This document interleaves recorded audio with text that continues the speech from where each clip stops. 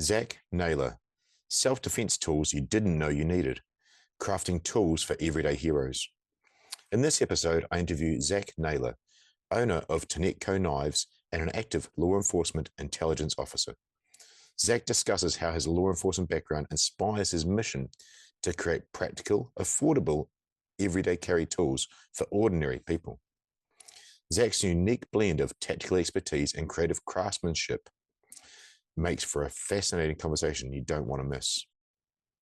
He covers the design and function of his knives and specialist tools, and the influence of Japanese and Native American aesthetics, and the importance of situational awareness and mindset in self-defense. Zach emphasizes empowering citizens with discreet, effective tools and shares his insights on balancing creativity with real-world safety needs. Zach's unique perspective, which is shaped by years in corrections, intelligence, and hands-on toolmaking, offers a refreshing, practical approach to everyday carry, EDC, and self-defense. Connect with Zach on his website at tenetcoknives.com, Instagram on TenetCo Knives, and on Facebook. Those show links are below. Click on those. A great chat. Thanks, Zach. Thanks for watching. I'm Damien Porter, former New Zealand Special Forces operator, subject matter expert, and the How Not to Die guy. And you're listening to my podcast, Straight Talk Mind and Muscle. This episode is proudly sponsored by these guys, State and State for Women, because aging is inevitable, but how we age is a choice.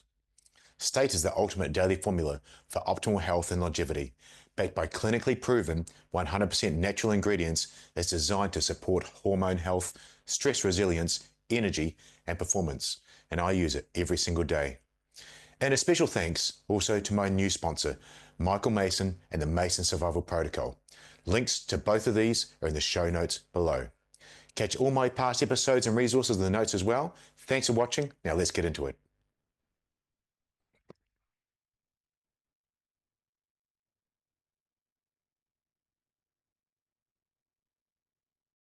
Welcome to the Straight to a Mind and Muscle podcast. Welcome to my guest, Zach Naylor, all the way from USA. Welcome to the show. Thank you. Happy to be here. Hey, thanks for being so patient and organizing, coming on.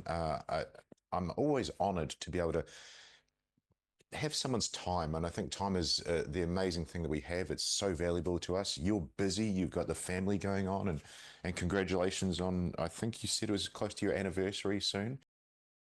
Yeah, tomorrow for us, but at your time, it's today. So, yeah, the time-wise, absolutely brilliant to have you on here. For the guests, sorry, for the listeners and the viewers, you're the owner of TenetCo Knives. You've got a really interesting background, but let's touch on TenetCo Knives. What is that? And then we're going to go back and I'll ask you how you got started into it. Yeah, so we are a everyday knife and tool company. We started out of the formulation of just wanting to have one, affordable tools, but also accessible tools to the everyday person.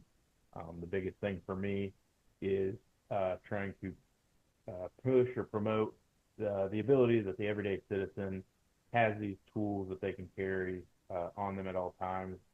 You know, I know we'll go into some background, but coming from the law enforcement side, we have a lot of great law enforcement military tools that look to the average citizen as kind of scary or different or intimidating. So developing tools that a teacher might carry, a mom, things that you don't think of the guy that's out doing bushcraft or on duty or deployed overseas, but these tools to defend yourself, to be a mom, to be a teacher, to be a banker.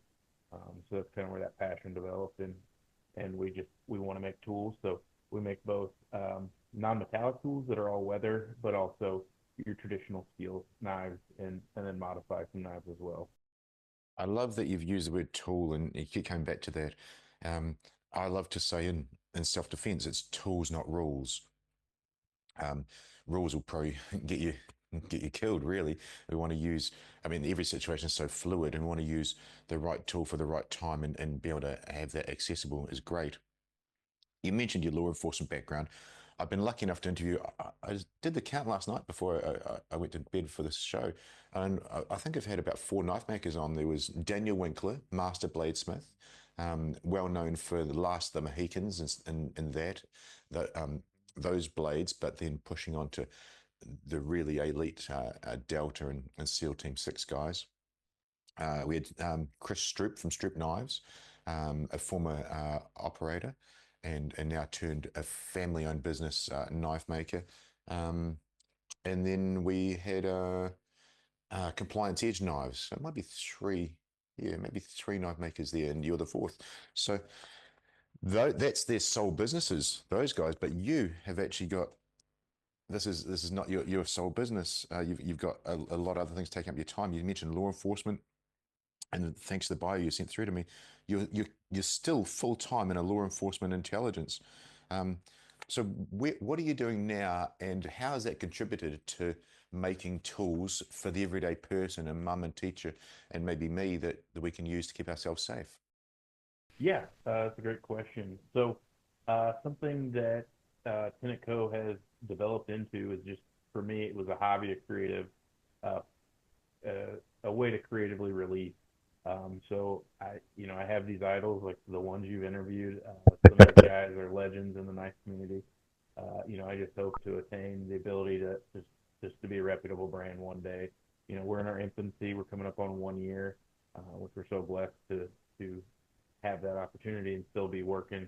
But for me, a lot of this passion has developed out of law enforcement. So I had most of my journey in the correctional side Mhm. of law enforcement so working in controlled environments, especially in something like a jail, is where I came from in the U.S., at least on the sheriff's department side, working jail, so pre-incarcerated individuals or pre-sentenced individuals. Uh, you know, the word implies that it should be a place where we control the facilities, but people are creative and they're able to adapt to their environment. And evil things happen, so these guys develop tools to protect themselves. Um, and so I observed a lot of these things, and that's kind of where the creativity came. That when we would find these tools that these guys would develop, it was one creative and just the ingenuity of how they carried them on the person, or how they even made them. These guys were just craftsmen in their own sense. So it really drove the creativity side of me. And then on the law enforcement side, I just had a lot of buddies, and been blessed to have a lot of buddies in the SWAT community and other specialized communities, and they would just come to me for problem solving, both in the firearm community and the knife community or tool community. Hey, can you fit this gear to my duty belt or to my chest rig? And so it's always been that like hands-on challenge. So that's really where I came to develop and um, appreciate these skills. And then now on the intelligence side, I primarily work with we call it the initiative of the crime gun. So guns used in crime. So again, using a different kind of tool. I'm in the knife world, but it's how I seek or my day job is to deal with crime, guns used in crime, and then we develop intelligence off of that. And so that's what I do for my day job, but it drives this passion for my night job, if you will, and working TenetCo. That's really interesting. Having someone active duty, as it were, and I've interviewed a few active duty, but most most of the guests that are in that genre are retired or transition, say from SEAL Team 6 to uh, teaching tactical the tactical training. When you said your creativity release, Zach, is, is that to offset all the bad stuff that is going on in your day and in your week and in your world? What's the reason? Why would you've got a full life? Why would you need that creativity release? For me, yeah, just being a man, a guy, I want to do something with my hands. So one thing my wife appreciates is learning home improvement skills for the house, but I've found that we can turn into a business, and it's helpful to build a table or fix a shelf for my wife, but it's also helpful to develop a company and make it a profitable business. But Yeah. it's honestly just a passion. So I'm just very passionate, especially from my law enforcement side, being able to help people, but also protect people. Kind of the slogan we use over here is protect and serve. And uh, something I found is a lot of times we're too late when we go to calls, and Yeah. so this developing tools is to be not necessarily in the offensive sense, but to be not reactive and to have that tool for your own safety to begin with, and not having us as law enforcement having to come to you after, you know, unfortunately like a violent encounter or an assault. So it's just about getting the tools into everyday citizens' hands to where they can protect themselves. What a great answer. Gosh, it's that's the soundbite for the show there, really, because you're not here to you're not going into the business to make a ton of money. You're not back up against a wall being fired and you have to go for a transition to a different job. You are there to help others. And so many guests on this show, from the Sergeant Major of the New Zealand Army, former NZ SAS, to to so many other guests, we're there to help others. You talked about being proactive and getting ahead of that curve, and helping someone have a tool that they could use. That's that's a brilliant answer, and I have to say kudos. I would suggest, if the writings are correct, if you're just doing something you love, then success is going to come, and you're doing it for the right reasons. So I wish you all the best with that. I'm looking forward to seeing that come to fruition. You talked about jail there and how creative these people were, and I think you almost use the word sneaky. Let's talk about carrying, because they're making weapons, making tools to protect themselves or do harm to others. But what's a couple of the interesting, creative ways they carry that you could share with the listeners? Yeah. Let me try to think here. I don't want to go into all the good spots for these.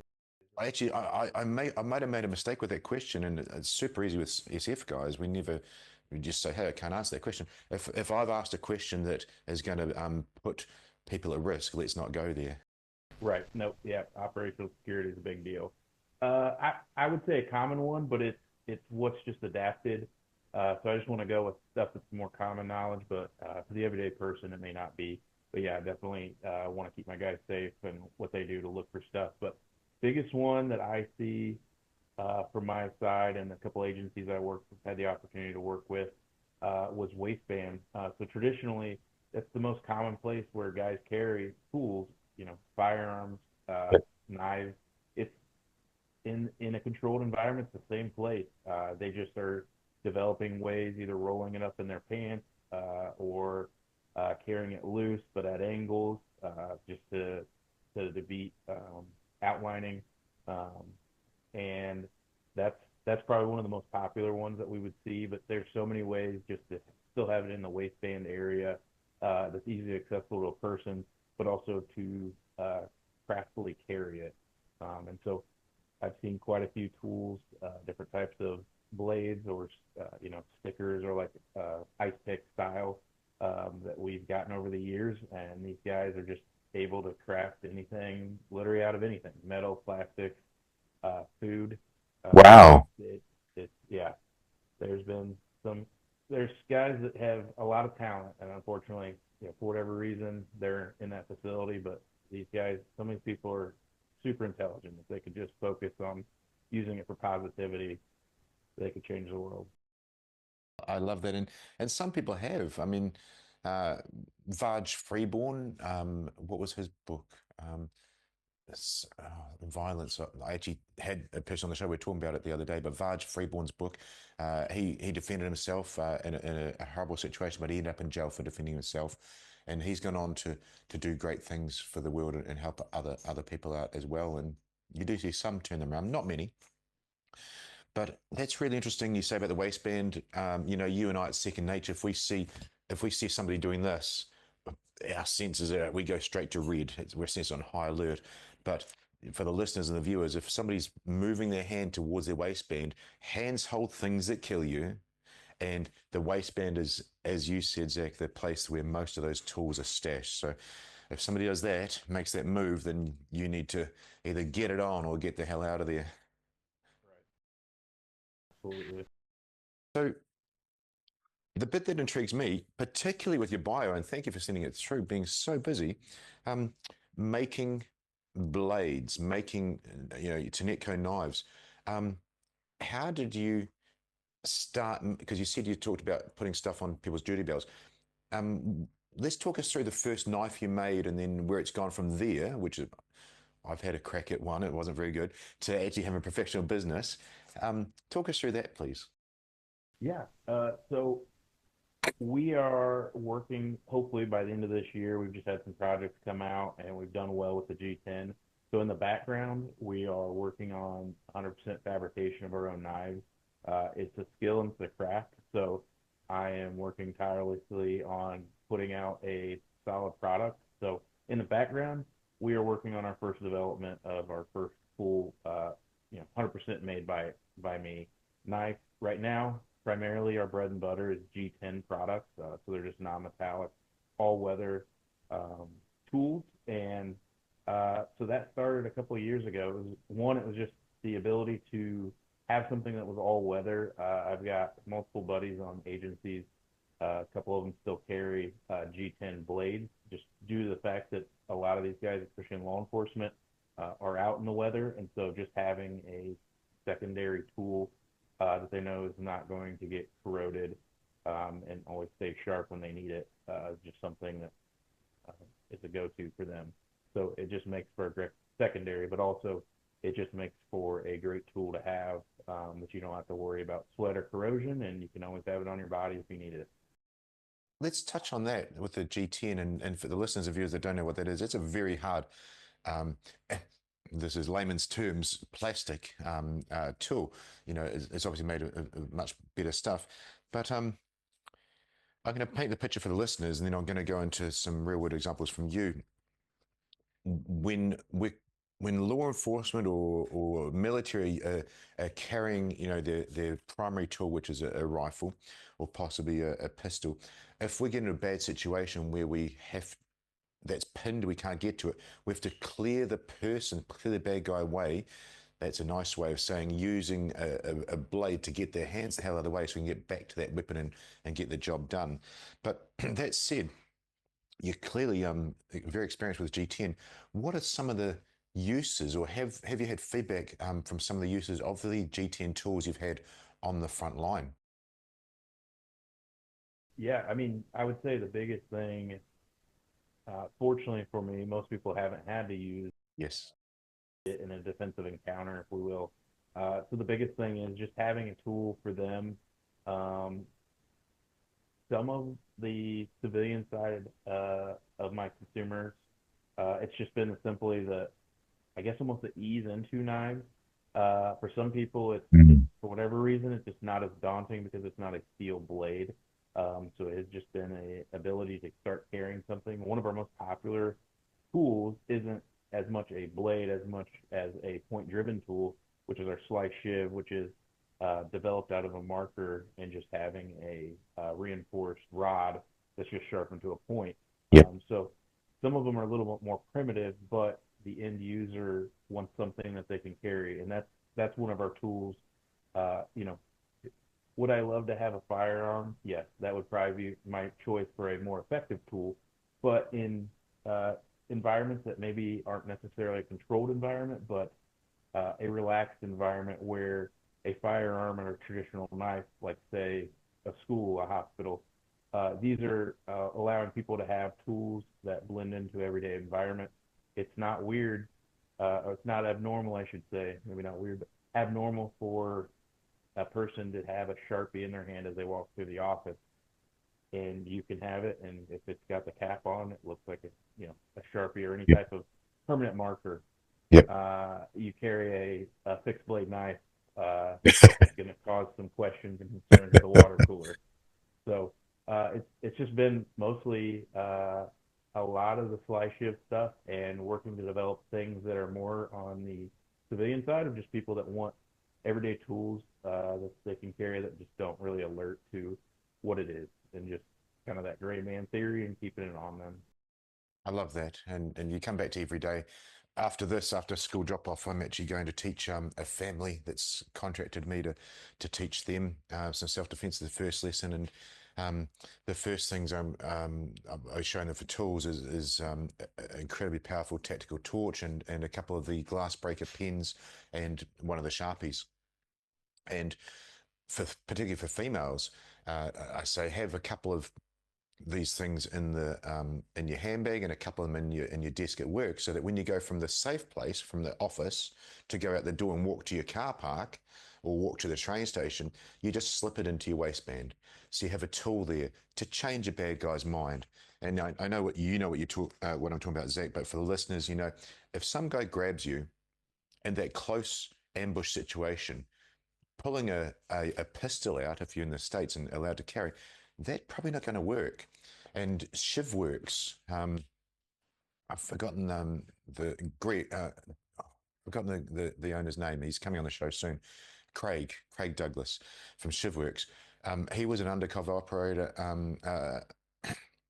for law enforcement in a car when a guy pulled a gun on him in the car to try and shoot him.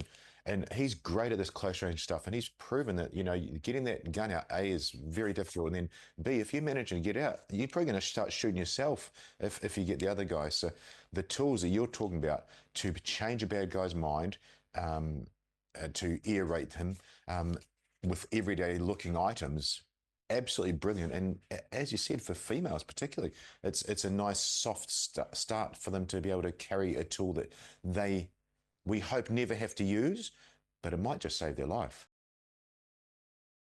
Yeah. Gosh, really interesting. Now, the next question, I'm not sure I've sort of gone around it, is actually making metal blades. Do you do that? Yes, yeah, we do it in the background. Yep.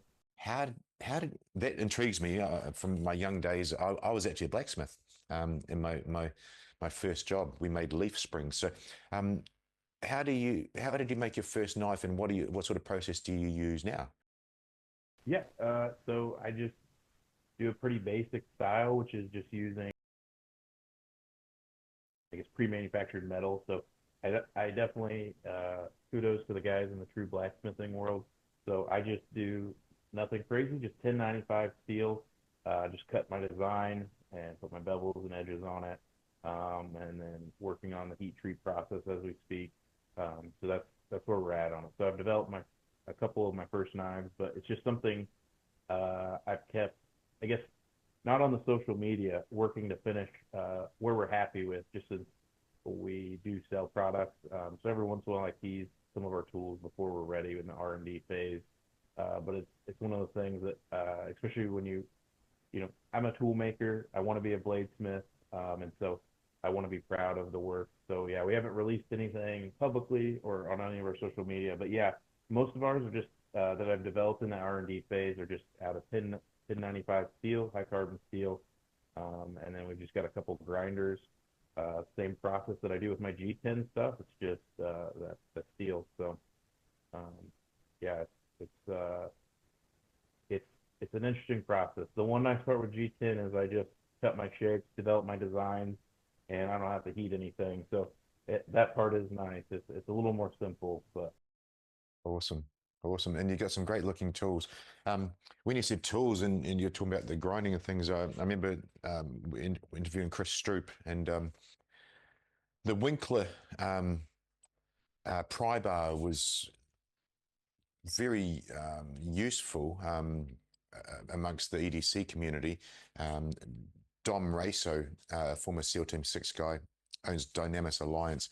He's actually paired with Winkler and has a pry bar, but they were getting crazy overpriced. And and I talked to Chris and I said, have you thought about making a pry bar? And he looked at it and made a design, sent me the prototype, which was so nice to say thanks for the idea. And he sells those. And the reason I go there, you've been talking about tools and so on. That pry bar I carry with me as a fireman. I'm a operational firefighter. I carry that on my person, and I've used that to save lives. Oh, thank you, my boy. I've used that to save lives, and the pry bar is just like a combat screwdriver, if you will.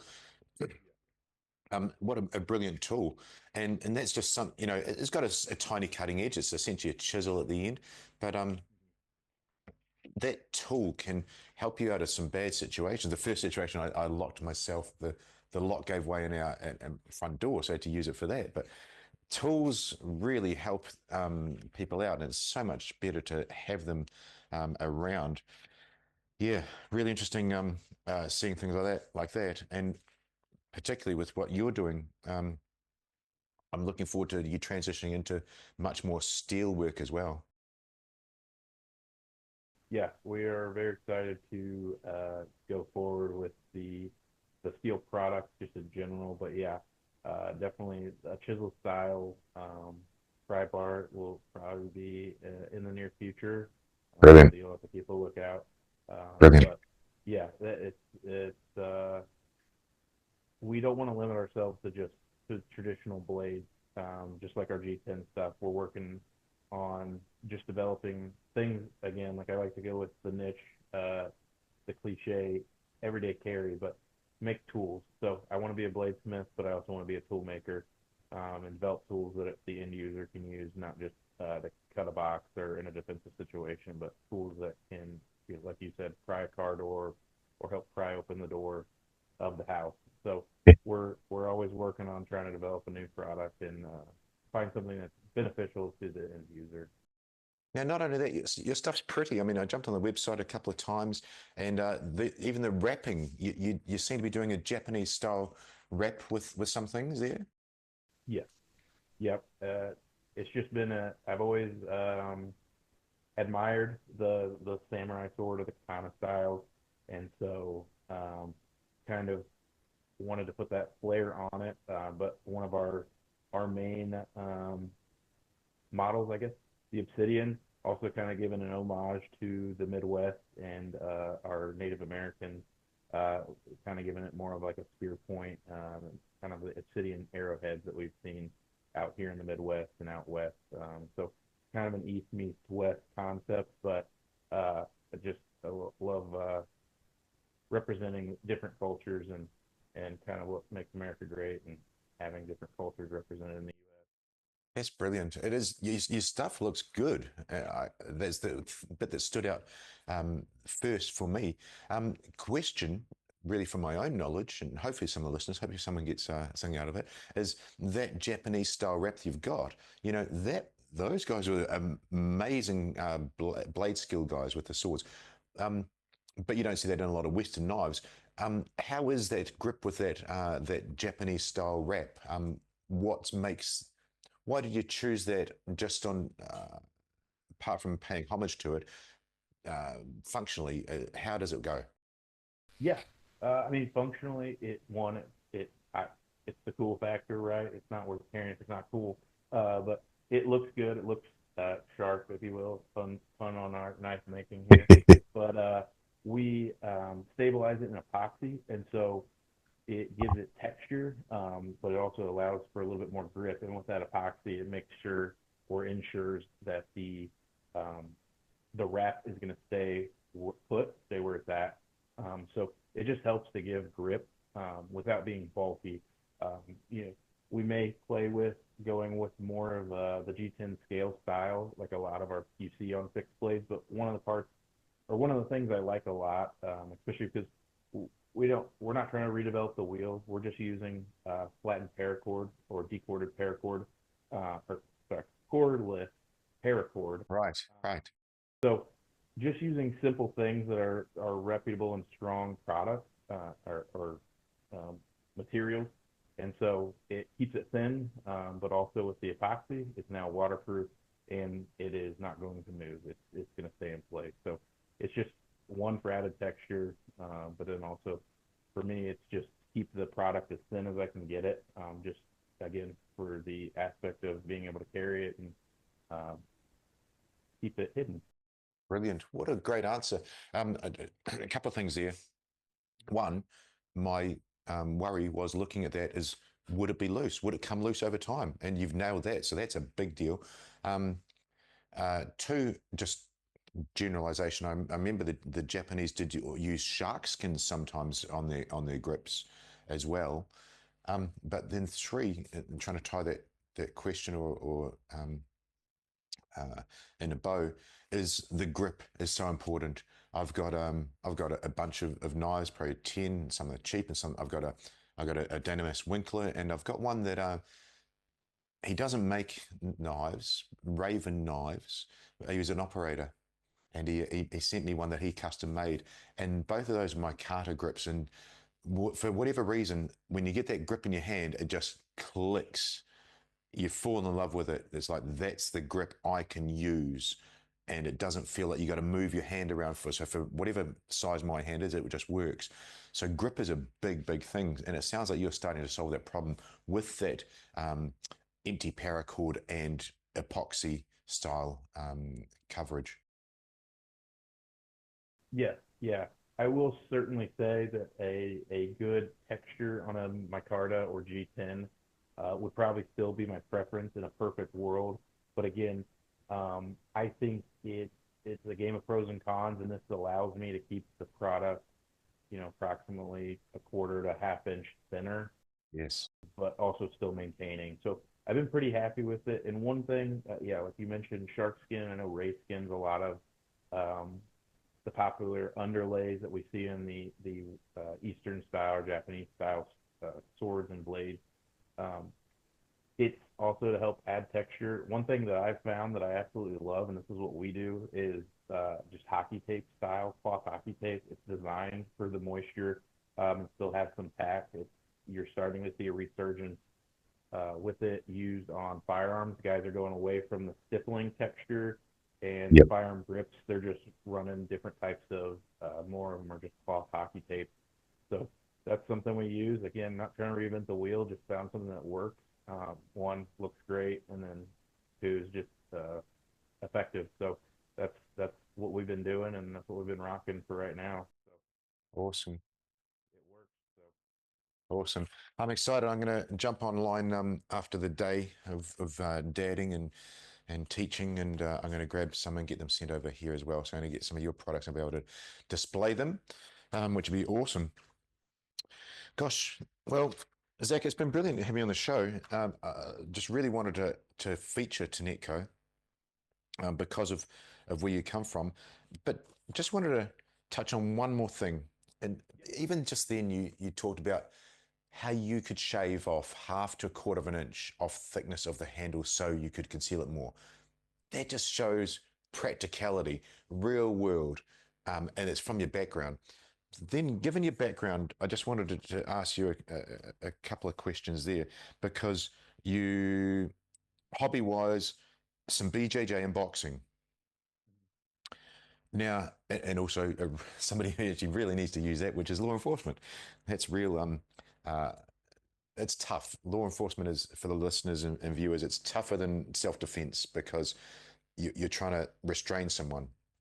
So I interviewed uh, Tim Stout, a former MMA professional, runs a jiu-jitsu gym, and is very good at that side of things. But he stated that somebody for self-defense should just learn boxing. He was a former Golden Glove, learn boxing, and then learn some form of wrestling, and that would probably cover you. And I think he's pretty right. And then we make it more brutal. He does too, which is great. Where I'm getting to with this question with the setup, BJJ and boxing, those are high skill things. I would wish I had those skills. I don't. I just know how to chop throats and gouge eyes and bite faces. BJJ and boxing combined with a tool for self defense. Given all you know in law enforcement, what you see in the jails, which is combat, and the things you've seen them make and the things you used, and then what you're learning with BJJ and boxing and practice and play with, what do you think is a good combination? This is a bit left field.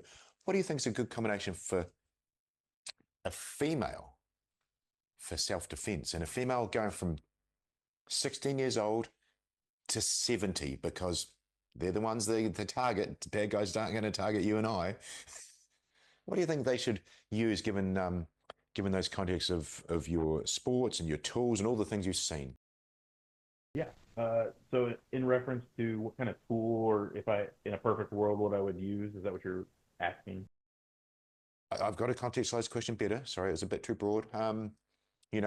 Should they be Ronda Rousey and be in a hot pants and a bra and do BJJ on them, or judo, which is awesome at, or should they carry a firearm? From the whole gamut. If you were going to advise a 16-year-old girl or a 55-year-old grandma who's going out shopping, what's the best thing that she should have right now if you can put the files on her head for self-defense and all the tools? What should she have and what should she practice? Yeah. Well, I mean, if we're going to go with the very first thing, it's just self-awareness. The ability to be self-aware and Brilliant. to, one, get yourself off the X or out of the scenario, but two, also be self-aware that if it unfortunately isn't, now it's time to be offensive. I mean, your mind is your first tool. So, I mean, that's going to be your number one tool. Brilliant. Gosh, that I didn't see it coming, but it's the obvious answer, and it's how I start the class. Um, who was talking about Pat McNamara, former Delta Force operator, was just talking about that yesterday. The first thing is don't be there. Absolutely. The ultimate self-defense. I love that. I really do. Sometimes as you know, with those people that are in your jails, bad just descends upon you. You had mum brain on, dad brain on, or they pick their time and place, and it's just upon you, which is that worst case scenario. And that's where your tools will come into play so well. And the mindset, you touched on mindset, the mindset to be able to use that tool or to be able to look around the house and grab something that you can use to change the situation and win. Absolutely. Well, Zach, well, look, thank you for coming on the show. Um, there's narrated show notes at the start with show links and so on, but listening to now, where's the best place they can go to find out about TenetCo? Yeah, our website is www.tenetcoknives.com. That's our only website. It's the only platform we sell on currently.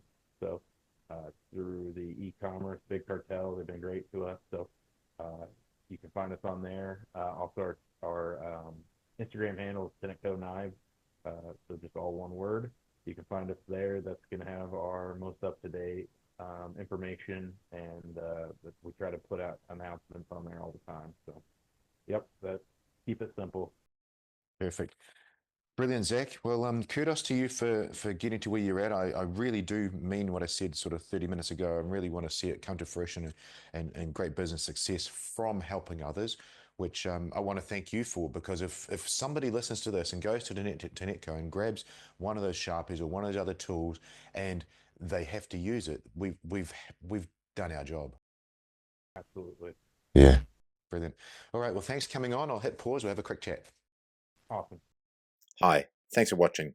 I'm Damien Porter, former New Zealand Special Forces operator and former Australian police officer, and your podcast host. Please check out my new project at hownottodieguy.com, where I teach everything you need to know to both males and females, at-risk populations, schools, kids, and the elderly for self-defense, situational awareness, and all-round skills that every good person should know. Thanks for watching.